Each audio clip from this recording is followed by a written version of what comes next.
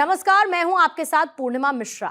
हमारे खास प्रोग्राम क्या कहते हैं नरेंद्र मोदी में आज आपको सुनवाएंगे पीएम मोदी का वो ऐतिहासिक भाषण जो उन्होंने 24 जुलाई 2013 को गुजरात के अहमदाबाद में दिया।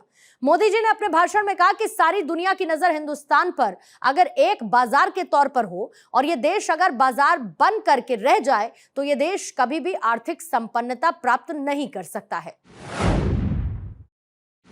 किसी भी देश के जीवन में उतार चढ़ाव तो आते हैं, कभी अच्छी स्थिति भी आती है, कभी बुरे दिन भी आते हैं, कभी हम टॉप पर भी होते हैं तो कभी लो पर भी पहुंच जाते हैं। लेकिन नीति निर्धारक जब आत्मविश्वास खो चुके होते हैं, they have lost their confidence, वो निर्णय नहीं कर सकते हैं। उन्होंने निर्णय करने का सामर्थ्य खो दिया है।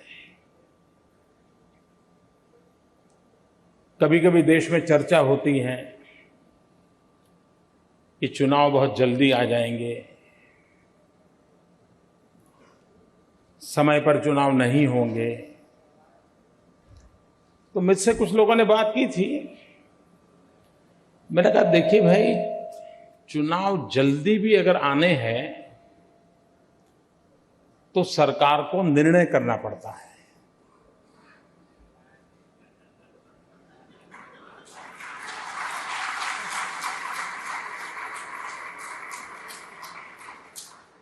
जो 9 साल में कोई निर्णय नहीं कर पाए वो निर्णय कैसे कर सकते हैं जी? तो आप मान के चलिए कि मजबूरन स्थितियां जहां जाएगी जाएगी, कोई ले जाने वाला नहीं है, कोई दिशा तय करने वाला नहीं है, कोई निर्णय करने वाला नहीं। और 125 करोड़ का देश इस स्थिति में जब होता है तब हर प्रकार के संकट अपने आप बढ़ते चले जाते हैं। अब आज देखिए आप, रुपये की कीमत जिस तेजी से गिर रही है, और कभी कभी तो लगता है कि दिल्ली सरकार और रुपये के बीच में कंपटीशन चल रहा है।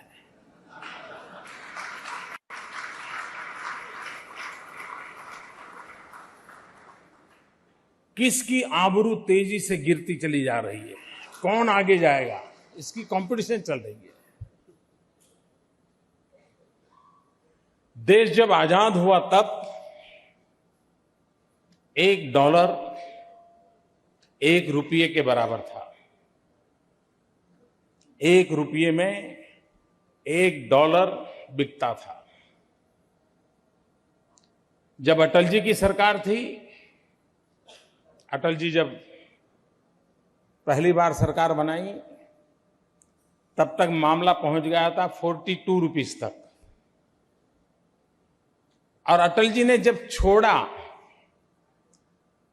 तब 44 पर पहुंचा था।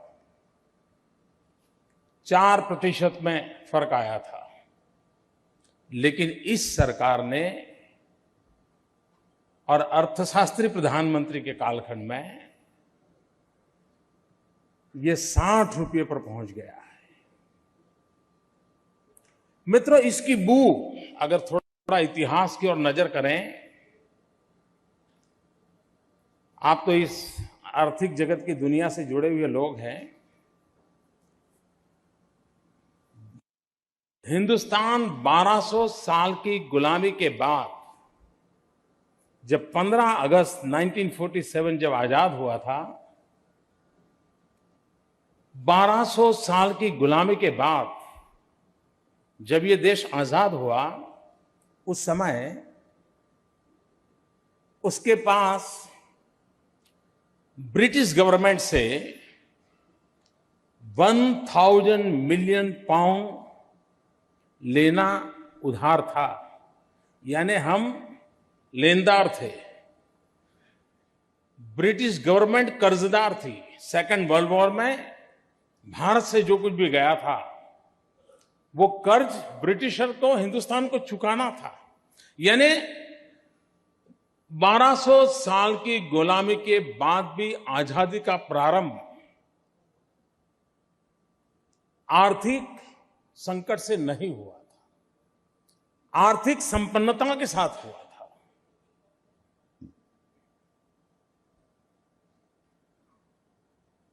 इतना ही नहीं, विदेशों से कर्ज लेने का प्रारंभ पंडित नेहरू ने किया। आजादी के कुछ ही समय में फर्स्ट 5 ईयर प्लान आया, विदेशों से कर्ज लेना शुरू किया। और तब वर्ल्ड बैंक का स्वतंत्र रूप नहीं था, अमेरिकन गवर्नमेंट की इच्छा से चलती थी। और उस समय पंडित नेहरू के जमाने में पहली बार कर्ज लिया गया। आज जरूरत है उस बात को समझने की कि जब वो पहली बार कर्ज लिया गया, उसमें दो शर्त थी। आज हम डॉलर हमारा 60 रुपये पर क्यों बिकता है, उसका जवाब वहां मिलता है। 2 शर्त थी। एक शर्त ये थी कि वो जो अमेरिका ने पैसे दिए हैं, उन पैसों का उपयोग हिंदुस्तान के जो रिसर्च स्कॉलर हैं, उन स्कॉलर को अमेरिका में पढ़ने के लिए, जाने के लिए स्कॉलरशिप के रूप में वो रुपये खर्च होंगे। अब देखिए कितना बुद्धिमानी का काम अमेरिका ने किया। अमेरिका जो चुने वो स्कॉलर पढ़ेंगे कहां? अमेरिका में। पैसे कौन से? तो अमेरिका ने जो कर्ज में दिए हैं वो पैसे। मतलब हिंदुस्तान, आजाद हिंदुस्तान की पहली स्कॉलर पीढ़ी जो तैयार हो, वो अमेरिका की छाया वाली तैयार हो, ताकि वो गीत अमेरिका के गाएं। इस प्रकार का पहला प्रयास हुआ। और दूसरा निर्णय किया था कि ये रुपये तब देंगे कि जब आप रुपये की कीमत कम करोगे। और उस लोन लेने के कारण पंडित नेहरू के समय में पहली बार रुपये की ताकत कम हुई और वो सिलसिला चलता रहा। मित्रों, कोई भी देश गलत नीतियों के कारण जाकर के कहां गिरता है, उसका हम अंदाज कर सकते हैं। मित्रों, मैं आज भी मानता हूं, भारत जैसा देश, सारे दुनिया की नजर हिंदुस्तान पे अगर एक बाजार के तौर पर हो, तो ये देश अगर बाजार बनकर के रह जाए, तो ये देश कभी भी आर्थिक संपन्नता प्राप्त नहीं कर सकता है। पूरा विश्व अपना माल हिंदुस्तान के अंदर जितनी बड़ी मात्रा में डंप कर सकता है, करना चाहता है। इतना बड़ा कंज्यूमर मार्केट अवेलेबल है उनको। अगर ये सिलसिला चलता रहा और देश का इंपोर्ट बढ़ता ही गया, तो पता नहीं देर की आर्थिक स्थिति कहां जाकर के रुकेगी। मित्रों, आज जिस तेजी से इंपोर्ट बढ़ रहा और एक्सपोर्ट में हम पहले से भी नीचे आ गए, यानी स्टेबल भी नहीं रहे, हम उससे भी नीचे आ गए। और उसके कारण करंट अकाउंट डेफिसिट हमारी बढ़ती गई है, जिसने पूरी आर्थिक स्थिति पर एक नया बोझ डाल दिया है। एफडीआई और एफआईआई दोनों के तराजू पर हम संतुलन नहीं कर पा रहे हैं। और उसका मूल कारण हमारी नीतियां हैं।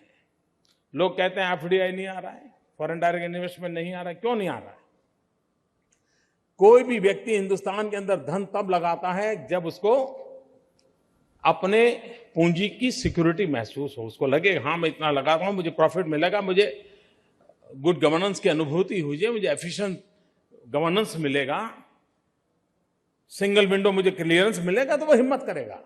लेकिन अगर पॉलिसी पैरालिसिस है, पॉलिसी पैरालिसिस है तो दुनिया में कितनी उसकी आवश्यकता होगी, लेकिन वो हिंदुस्तान की तरफ मुंह नहीं देखेगा। और अगर हमारे यहां फॉरेन डायरेक्ट इन्वेस्टमेंट नहीं आता है, अगर हम मैन्युफैक्चरिंग सेक्टर में दुर्बल होते चले जा रहे हैं, और तब हम जाकर के या तो इंपोर्ट करते हैं, एक्सपोर्ट करने के दरवाजे बंद हो जाते हैं, आर्थिक स्थिति और लुढ़कती चली जा रही है। मतलब हम स्टॉक मार्केट की दुनिया से जुड़े हुए लोग हैं।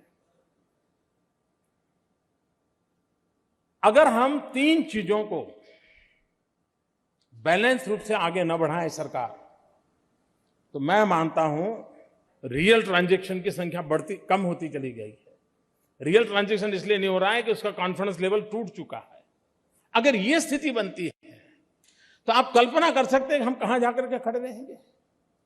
और इसलिए स्टॉक मार्केट के में भी एक जो रिटेल का क्षेत्र है, दूसरा इंस्टीट्यूशनल इन्वेस्टमेंट है, और तीसरा एफआईआई का है, ये तीनों का इक्वल बैलेंस होना चाहिए। आज मित्रों, अगर एफआईआई का शेयर बढ़ गया और दुनिया का कोई देश जस्ट बिकॉज अपना इंटरेस्ट रेट बढ़ा दें और अचानक एफआईआई में एकदम से बहुत बड़ी अमाउंट चली जाए, तो पूरा स्टॉक मार्केट नीचे गिर जाएगा। और उसके कारण सामान्य मानवी को कोई भरोसा नहीं रहेगा। मित्रों, आज चिदंबरम जी कहते हैं कि भाई लोग सोना न खरीदें, लेकिन लोग सोना खरीदने के लिए मजबूर क्यों हुए? मुझे मालूम, हमारे यहां गुजरात में स्टॉक मार्केट में इन्वेस्ट करना यानी एक प्यून होगा तो भी वो सुबह शाम देखता है स्टॉक मार्केट का क्या हाल है। हमारे यहाँ एक अखबार तो सिर्फ स्टॉक मार्केट के रेट के ऊपर ही चलता है, पूरा अखबार उसे, और लोग उसी को खरीदते हैं क्योंकि उनको उसी में इंटरेस्ट होता है। लेकिन आज उसका इंटरेस्ट नहीं रहा, क्योंकि उसको भरोसा नहीं है कि उसको जो कुछ भी इन्वेस्ट कर रहा है कुछ मिलेगा कि नहीं मिलेगा। तो फिर उसके बाद 2 रास्ते बच जाते हैं, रियल एस्टेट में डालो या तो गोल्ड में डालो। रियल एस्टेट में डालने के लिए मिडिल क्लास, लोअर मिडिल के पास उतनी अमाउंट नहीं होती है ताकि उसमें डाल नहीं पाता है। तो क्या करेगा? चलिए भाई 10 ग्राम, 20 ग्राम, 50 ग्राम, 100 ग्राम गोल्ड ले लो, पैसा बढ़ जाएगा।